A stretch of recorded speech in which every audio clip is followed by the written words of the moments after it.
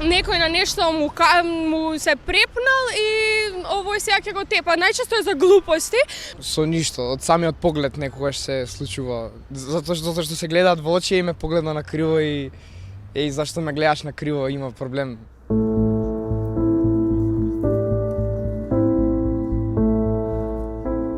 На некој начин тоа е поради потиснато и враќање кон себе работи кои што не ги скажале кон надвор на соодветен начин.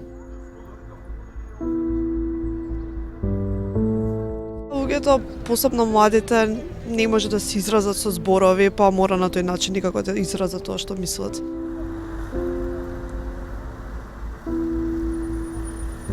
Агресијата се случува уште од основно и уште од градинка.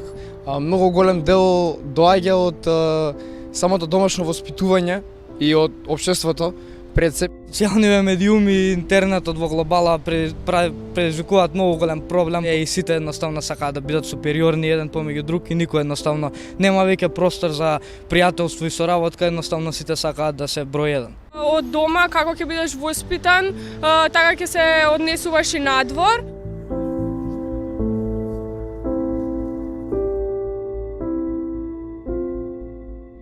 Со тоа што родителот нема веднаш да реагира со агресија на агресивно однесување на детето, бидејќи на тој начин му дава модел и пример како да се однесува према ситуацијата, туку напротив да каже што е дозволено и да каже стоп.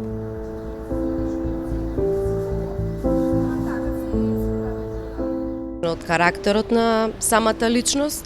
Ако дома гледаш една хармонија, ако дома гледаш една љубов, почитување, култура, односот родител-дете, или брат и сестра, сестра и сестра, значи се она што те обкружува ти го пренесуваш понатаму. Сепак младите колку време поминуваат дома, толку поминуваат и во образовните институции во училиштата. Мислам дека заеднички треба да ги насочиме силите за да им објасниме дека насилството не е никакво решение.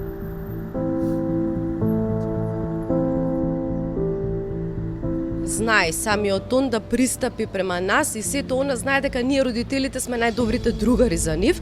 Јас со моите деца немаме табу теми, се е дозволено и за се може да се зборува.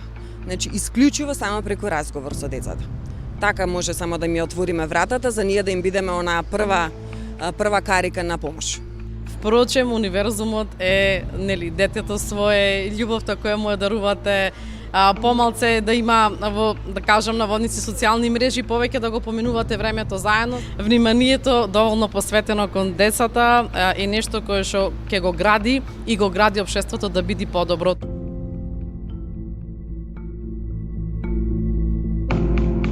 Последнава тепачка што беше